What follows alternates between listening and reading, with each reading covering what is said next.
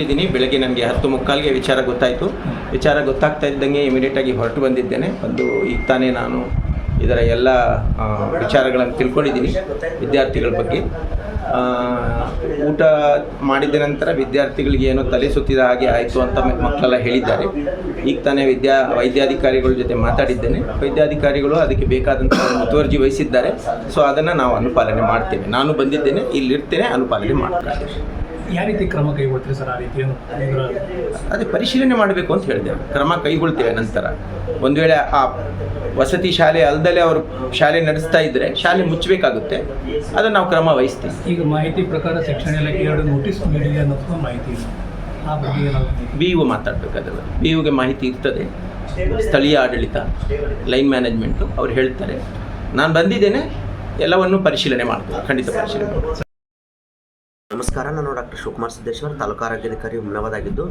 ಇಂದು ನಮ್ಮದು ರಕ್ತಹೀನತೆ ಕುರಿತು ಒಂದು ಜಿಲ್ಲಾ ಮಟ್ಟದ ಸಭೆ ಇತ್ತು. ಮಾನ್ಯ DHO ಆದೇಶದ ಮೇರೆಗೆ ಅಲ್ಲಿದ್ದು 10:45 ಸುಮಾರು ನನಗೆ ಹಳಿಕಡಿಕೆ ಮೆಡಿಕಲ್ ಆಫೀಸರ್ ಕರೆ ಮಾಡಿ ಬಸವತೀರ್ಥ ಗುರುಕುಲ ಮಠದ ಶಾಲೆಯಲ್ಲಿನ ಮಕ್ಕಳಿಗೆ ಕೆಲವೊಂದು 10ರಿಂದ 15 ಮಕ್ಕಳಿಗೆ ಸ್ವಲ್ಪ ಹೆಲ್ತ್ ಪ್ರಾಬ್ಲಮ್ ಆಗಿದೆ. ಅಲ್ಲಿಂದ ಹೆಡ್ ಮಾಸ್ಟರ್ ಫೋನ್ ಮಾಡಿದ್ದಾರೆ ಅಂತ ಹೇಳಿದ್ರು. ನಾನು ತಕ್ಷಣವೇ ಅಲ್ಲಿಂದ ವೈದ್ಯಾಧಿಕಾರಿ ಮತ್ತು ಅಲ್ಲಿಂದ ಮೇಲ್ವಿಚಾರಣಾ ಸಿಬ್ಬಂದಿಗಳಿಗೆ ಮತ್ತು ಅಲ್ಲಿಂದ ಉಪಕೇಂದ್ರದ ಸಿಬ್ಬಂದಿಗಳಿಗೆ ಇಮಿಡಿಯೇಟಾಗಿ ಹೋಗಿ ಏನಾಗಿದೆ ಅಂತ ಹೇಳಿದೆ.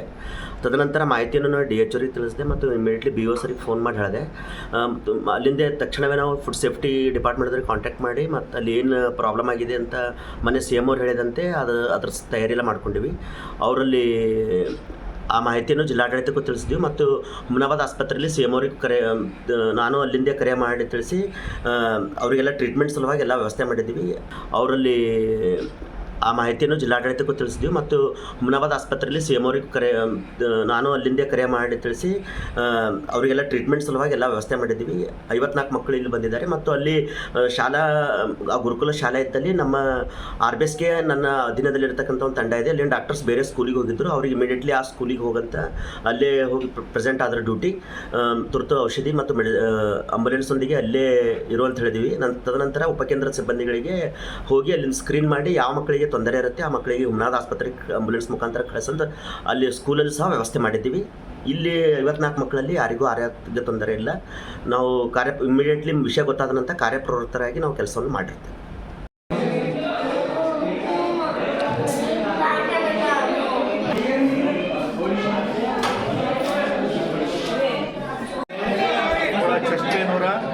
एसिडिटी वॉमिटिंग हो रहा है. अभी ऑलरेडी 40-45 बच्चे आ गए. अभी तो कुछ प्रॉब्लम नहीं. अभी सब एवरीबडी इज ओके नाउ. ಇಂದು ಬೆಳಗ್ಗೆ 10:30 ಗಂಟೆಗೆ ಬಸವತೀರ್ಥ ಗುರುಕುಲ ವಸತಿ ಶಾಲೆಯ ವಿದ್ಯಾರ್ಥಿನಿಯರು ವಾಕರಿಕೆ, ತಲೆ ಸುತ್ತುವಿಕೆ, ಹೊಟ್ಟೆ ನೋವಿಂದ ಬೆಳಗ್ಗೆ 10:30 ಗಂಟೆಗೆ 8ರಿಂದ 10 ವಿದ್ಯಾರ್ಥಿನಿಯರ ಆಸ್ಪತ್ರೆಗೆ ಕರೆದುಕೊಂಡು ಬಂದಾಗ ಅವರಿಗೆ ನಾವೆಲ್ಲ ಚಿಕಿತ್ಸೆ ನೀಡಿ ನಂತರ ಒಂದು ಅರ್ಧ ತಾಸು ನಂತರ ಇನ್ನೂ ಸುಮಾರು 35-40 ವಿದ್ಯಾರ್ಥಿಗಳು, ಒಟ್ಟಾರೆಯಾಗಿ 54 ವಿದ್ಯಾರ್ಥಿಗಳು ನಮ್ಮ ಸಾರ್ವಜನಿಕ ಆಸ್ಪತ್ರೆಯಲ್ಲಿ ಫುಡ್ ಪಾಯ್ಸನಿಂಗ್ನಿಂದ ಅಡ್ಮಿಟ್ ಆಗಿ ಎಲ್ಲರಿಗೂ ನಮ್ಮ ವೈದ್ಯರ ತಂಡ ಸೂಕ್ತ ಚಿಕಿತ್ಸೆ ನೀಡಿ ಅವರು ಯಾವುದೇ ಗಂಭೀರ ಪರಿಸ್ಥಿತಿಯಲ್ಲಿಲ್ಲ, ಎಲ್ಲರೂ ಗುಣಮುಖವಾಗ್ತಾ ಇದ್ದಾರೆ. ಇನ್ನೊಂದು 3-4 ತಾಸು ನಾವು ಅವರನ್ನು ಅಬ್ಸರ್ವೇಷನ್ನಲ್ಲಿಟ್ಟು ಡಿಸ್ಚಾರ್ಜ್ ಮಾಡಲಿಕ್ಕೆ ಪ್ರಯತ್ನ ಮಾಡ್ತೀವಿ. ಈ ನಿಟ್ಟಿನಲ್ಲಿ ಮಾನ್ಯ ನಮ್ಮ ತಾಲೂಕು ಆರೋಗ್ಯಾಧಿಕಾರಿ, ಮಾನ್ಯ IDSP ಆಫೀಸರು, ಜಿಲ್ಲಾ ಆರೋಗ್ಯಾಧಿಕಾರಿ ಮತ್ತು ಎಲ್ಲ ಫುಡ್ ಸೇಫ್ಟಿ ಆಫೀಸರ್ ತಂಡ ಕೂಡ ಶಾಲೆಗೆ ಹೋಗಿ ಅಲ್ಲಿಯೂ ಕೂಡ ಅಲ್ಲಿನ ಎಲ್ಲ ಫುಡ್ ಗ್ರೇನ್ಸು ಮತ್ತು ಊಟವನ್ನು ಪ್ರಯೋಗಾಲಯಕ್ಕೆ ಕಳಿಸಿ ಅದು ಪ್ರಯೋಗಾಲಯದ ವರದಿ ಬಂದ ನಂತರ ವರದಿ ನೀಡಲಾಗ್ತದೆ. ಡಾಕ್ಟರ್ ನಾಗನಾಥ್ ಹುಲ್ಸೂರೆ, ಮುಖ್ಯ ವೈದ್ಯಾಧಿಕಾರಿ, ಸಾರ್ವಜನಿಕ ಆಸ್ಪತ್ರೆ ಹುಮನಾಬಾದ್.